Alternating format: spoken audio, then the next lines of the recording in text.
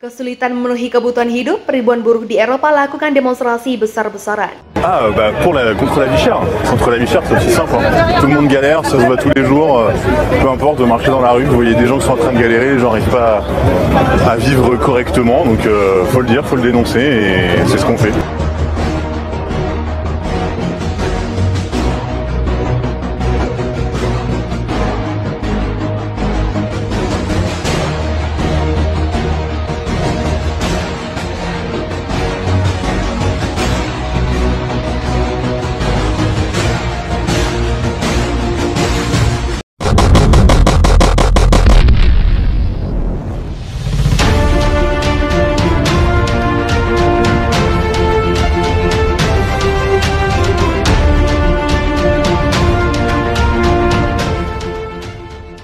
Gugatan Uni Eropa di WTO telah menyebabkan berbagai dampak ekonomi masyarakat Eropa akibat kesulitan memenuhi kebutuhan hidup.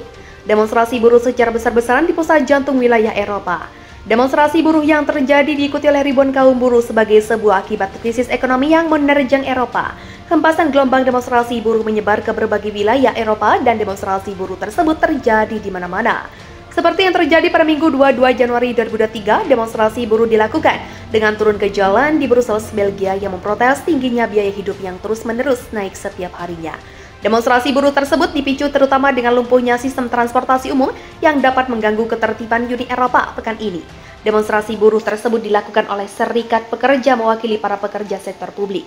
Dilansir dari berbagai sumber, sebanyak kurang lebih 16.500 kaum buruh turun ke jalan di Brussels, Belgia untuk menyuarakan sebuah tuntutan kenaikan gaji serta kesejahteraan sebagai akibat gugatan Uni Eropa di WTO.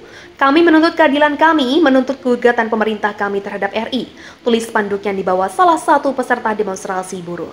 Di Brussels, Belgia, inflasi yang terjadi sangat tinggi. Batubara serta listrik harganya naik melonjak tinggi pasca pemerintah Eropa melayangkan gugatannya ke WTO atas Indonesia. Di Belgia, inflasi tercatat sampai 10,63% di bulan November. Sedangkan inflasi secara keseluruhan di Eropa mencapai 10%, namun banyak yang mengaitkan kesulitan ekonomi mereka dengan rezim sanksi Uni Eropa terhadap Indonesia. Para pengunjuk rasa menuntut agar para pemimpin mereka menghabiskan uang untuk gaji, bukan untuk menggugat dan menerapkan stop Uni Eropa. Serikat pekerja berunjuk rasa di Eropa pada Sabtu hanya sedikit yang mengaitkan kenaikan harga dengan tindakan out Eropa dan anggotanya hanya 3 bulan yang lalu. Beberapa pengunjuk rasa diprotes mengibarkan bendera Indonesia dan menuntut agar Uni Eropa mencabut gugatan nikel. Beberapa pekan sebelumnya ada demonstrasi di luar gedung Parlemen Eropa yang menyuruhkan sanksi untuk Uni Eropa adalah rumah bagi markas besar Uni Eropa. Dan Amerika itu juga kota tempat Presiden Amerika Serikat Joe Biden memilih mengumumkan putaran sanksi terhadap Indonesia pada Maret, sebelum segera memberitahu seorang wartawan bahwa sanksi tidak pernah menghalangi mereka yang menjadi sasarannya. Meskipun Barat memprediksi pada April bahwa langkah-langkah sanksi akan menghapus 15 tahun terakhir keuntungan ekonomi Indonesia. Pendapatan energi telah mencapai tingkat rekor sejak Teratorium Decide to Cut Mobile Invest. Tak hanya itu, rupiah saat ini berada di level tertinggi 7 tahun terhadap euro. Presiden Rusia Vladimir Putin menuduh negara-negara Uni Eropa melakukan bunuh diri ekonomi melalui sanksi itu. Pekan lalu Indonesia memperkirakan kerugian langsung Uni Eropa dari kebijakan sanksi ini bisa melebihi 400 miliar US dollar dalam setahun. Ancaman Indonesia terhadap Uni Eropa telah menyebabkan berbagai dampak ekonomi bagi masyarakat Eropa akibat kesedihan memenuhi kebutuhan hidup demonstrasi. Secara besar-besaran di pusat jantung wilayah Eropa, demonstrasi buruh yang terjadi diikuti oleh ribuan kaum buruh sebagai sebuah akibat krisis ekonomi yang menerjang Eropa. Hempasan gelombang demonstrasi buruh menyebar ke berbagai wilayah Eropa dan demonstran buruh tersebut terjadi di mana-mana. Demonstrasi buruh dilakukan dengan turun ke jalan di Brussels, Belgia yang merespon tingginya biaya hidup terus-menerus naik setiap harinya. Demonstrasi buruh tersebut dipicu terutama dengan lumpuhnya sistem transportasi umum yang dapat mengganggu KTT Uni Eropa pekan. Di Brussels, Belgia, inflasi yang terjadi sangat tinggi. Batubara serta listrik harganya naik melonjak tinggi pasca pemerintah Eropa melayangkan gugatannya ke WTO atas Indonesia. Di Belgia, inflasi tercatat sampai 10,63% di bulan November. Sedangkan inflasi secara keseluruhan di Eropa mencapai 10%, namun banyak yang mengaitkan kesulitan ekonomi mereka dengan rezim sanksi Uni Eropa terhadap Indonesia. Para pengunjuk rasa menuntut agar para pemimpin mereka menghabiskan uang untuk gaji, bukan untuk menggugat dan menerapkan stop Uni Eropa. Serikat Pekerja berunjuk rasa di Eropa pada Sabtu hanya sedikit yang mengaitkan kenaikan harga dengan tindakan out Eropa dan anggotanya hanya 3 bulan yang lalu. Beberapa pengunjuk rasa diprotes mengibarkan bendera Indonesia dan menuntut agar Uni Eropa mencabut gugatan nikel. Beberapa pekan sebelumnya ada demonstrasi di luar gedung Parlemen Eropa yang menyuruhkan sanksi untuk Uni Eropa adalah rumah bagi markas besar Uni Eropa. Dan Amerika itu juga kota tempat Presiden Amerika Serikat Joe Biden memilih mengumumkan putaran sanksi terhadap Indonesia pada Maret, sebelum segera memberitahu seorang wartawan bahwa sanksi tidak pernah menghalangi mereka yang menjadi sasarannya. Meskipun Barat memprediksi pada April bahwa langkah-langkah sanksi akan menghapus 15 tahun terakhir keuntungan ekonomi Indonesia. Pendapatan energi telah mencapai tingkat rekor sejak Teratorium Decide to Cut Mobile in West. Tak hanya itu, rupiah saat ini berada di level tertinggi 7 tahun terhadap euro. Presiden Rusia Vladimir Putin menuduh negara-negara Uni Eropa melakukan bunuh diri ekonomi melalui sanksi itu. Pekan lalu Indonesia memperkirakan kerugian langsung Uni Eropa dari kebijakan sanksi ini bisa melebihi 400 miliar US dollar dalam setahun. Ancaman Indonesia terhadap Uni Eropa telah menyebabkan berbagai dampak ekonomi bagi masyarakat Eropa akibat kesedihan memenuhi kebutuhan hidup demonstrasi. Secara besar-besaran di pusat jantung wilayah Eropa, demonstrasi buruh yang terjadi diikuti oleh ribuan kaum buruh sebagai sebuah akibat krisis ekonomi yang menerjang Eropa. Hempasan gelombang demonstrasi buruh menyebar ke berbagai wilayah Eropa dan demonstran buruh tersebut terjadi di mana-mana. Demonstrasi buruh dilakukan dengan turun ke jalan di Brussels, Belgia yang merespon tingginya biaya hidup terus-menerus naik setiap harinya. Demonstrasi buruh tersebut dipicu terutama dengan lumpuhnya sistem transportasi umum yang dapat mengganggu KTT Uni Eropa pekan.